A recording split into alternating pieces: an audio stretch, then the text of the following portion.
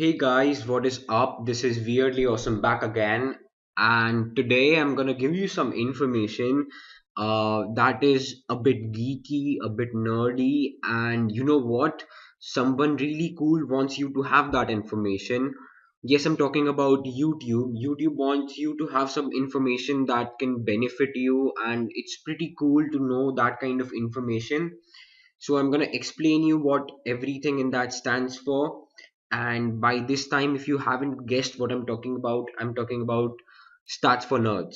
That is the latest YouTube feature that they've added to their videos, and I'm going to show you how to use stat for nerds. You need to open the YouTube web page and you select any video. So for example, I just select a video of Kaigo. Let's go for Kaigo and we'll watch this, right? So this is a video and I'm gonna pause it right now so that I can show you what Stats for Nerds is. You right click on the video and you see you have this option called Stats for Nerds. Click on that and you can see this is Stats for Nerds. Now I'm gonna explain what everything is step by step. So the first thing that pops up right here is video ID. What a video ID is nothing but what you see right here. You can see watch question mark V is equal to and whatever follows is the video ID. That's like a random number alphanumeric variation that's been given to every video on YouTube so that you can verify that video, like you can look up that video. So as you can see, this part and this video ID is just the same. So that's one thing covered. Now the dimensions are nothing but the screen size on which the video is played. Now as you know that YouTube videos can be embedded into a lot of different websites. It's not necessary that you have to see a YouTube video on the YouTube domain itself. Like you can also watch the YouTube videos on different websites that have been embedded, and it's not necessary that the screen size or the dimensions of the screen in which you're watching the video are same everywhere. So this specifies the dimensions of the screen, and as you can see, if I put the screen in full screen, the dimensions change, they've increased. Can you see 1366 into 768? And when I reduce the dimensions, it becomes 854 into 480. And in case you were wondering what resolution is, I guess you know what resolution is. It's what quality of video you're watching. Now my quality is 1080p, so hence I can see that my resolution is 1920 into 1080.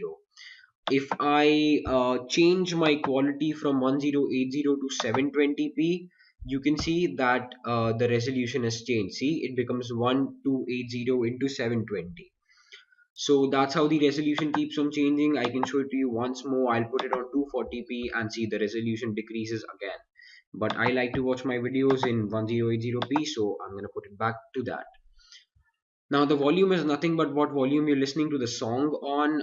If I decrease the volume pretty less, it's 3%. I increase the volume to the fullest extent, it's 100%. So that's not complicated. The first four things are really not complicated. I guess it's pretty easy to understand that part. Now coming to the fifth thing, that's the stream host.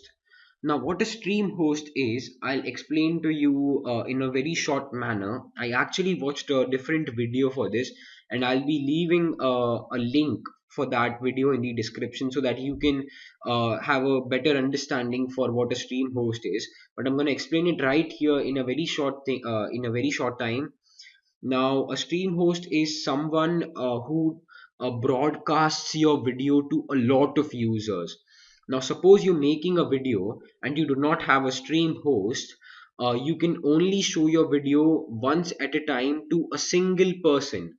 But as you know, YouTube is a worldwide platform, so you need stream hosts for each and every video. So, what a host normally does is it takes your video and manages it to be seen by a lot of people in a given interval of time. I can relate you to this with a hotel. Suppose you are an owner of a restaurant, and you have no workers appointed. You just alone, and you run the restaurant. Now when people come into your restaurant to eat stuff, you're the one that has to cook, and you're the one that has to give them their dishes, right? And you'll be have to washing the dishes, picking them up. So you'll have to do all the work, and if you're doing all the work, you can only attend to one customer at a time. Now this is when you do not have a stream host. You decide that you want to expand your business. So what you do is you hire a manager for your restaurant. Now a manager in this case is equivalent to the stream host for YouTube. What a manager does is it has all the components, it has all the qualities. So it will hire chefs for your restaurant and bus boys and whatnot, whatever you need for the restaurant to make it successful running, and so that as many people come into a restaurant and have fun as many as you can afford. So that's what a stream host is.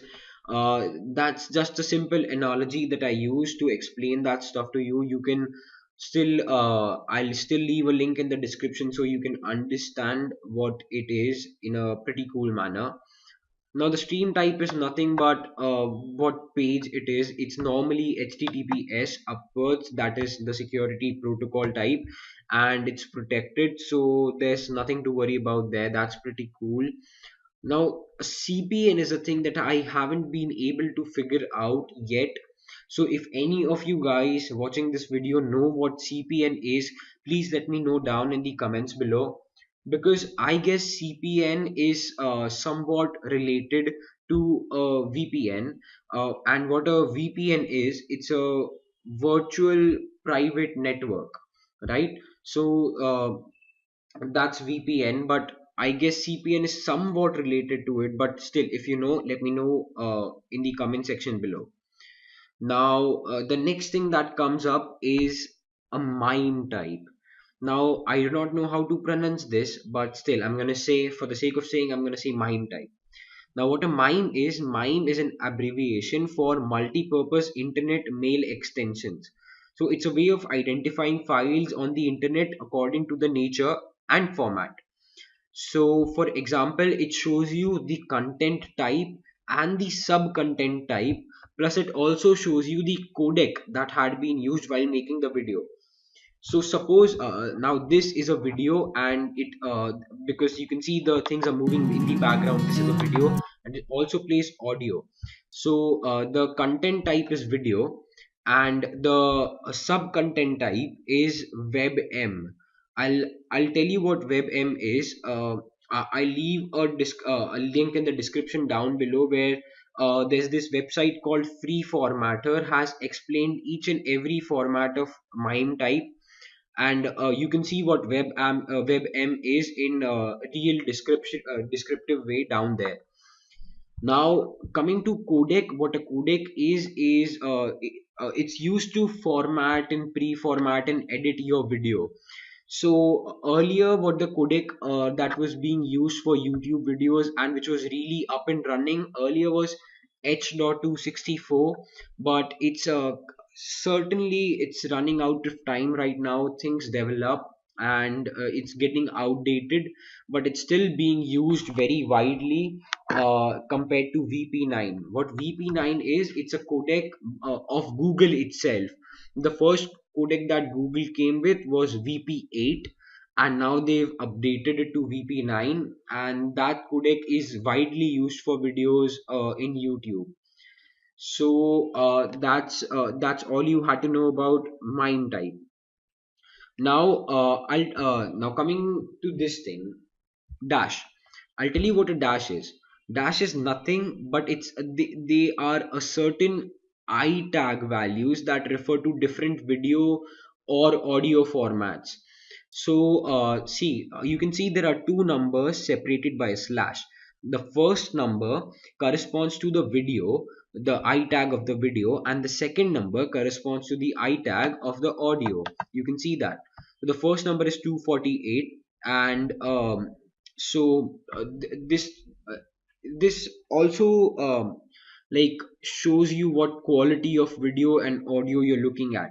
So if I'm saying that it shows you what quality, which means it depends on the quality. So that means if I change the quality from 1080p to 720p right now, the dash values of the video and audio should change. That do change. See, I changed it to 720 and now the dash value of the video has gone down to 247, and for the audio it's 251. So you can see how dash value varies with settings. And if I pull it down more on 144p, you see it's become 278 slash 250. There are two things that change when you change the quality, that is the dash value and the resolution. All right. So that's pretty cool, and I'm gonna go back to 1080p again. Now the connection speed is what is a really cool feature of this stats for nerds thing. It tells you what your connection speed is. So if you do not know what quality of video you should watch, you can just see the connection speed and decide what buffer rate is really good for you, and then you can select. So in my case, going with HD videos is no problem because my connection speed is really cool. It's about 7 Mbps. So if you have a low connection speed, you can know it from stats for nerds. And the next thing that comes up is buffer health. Now I'll tell you what a buffer health is, but before that I'd really like to acknowledge what they've done here. They've put graphs for the connection speed and buffer health, which is really cool. I mind you, this is really cool. I mean, by now you've probably figured that I am a very big nerd, but the graph thing is really cool. It fascinates me.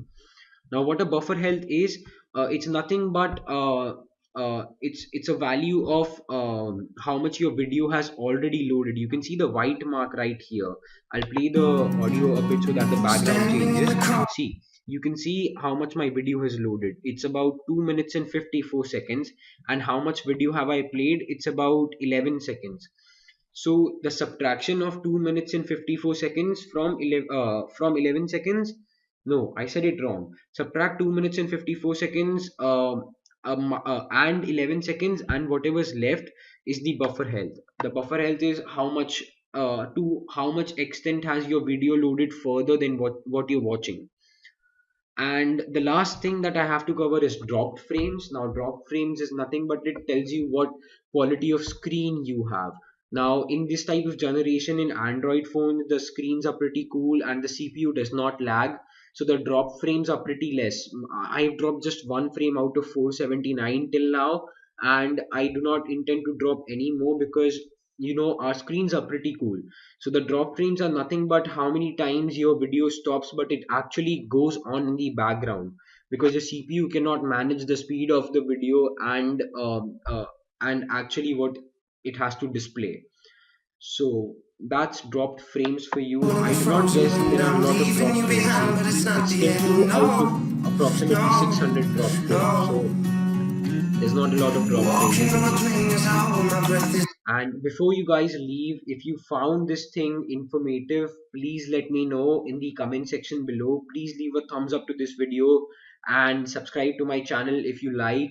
And also subscribe to Kaigo because that guy is dope. This is how you subscribe. See ya.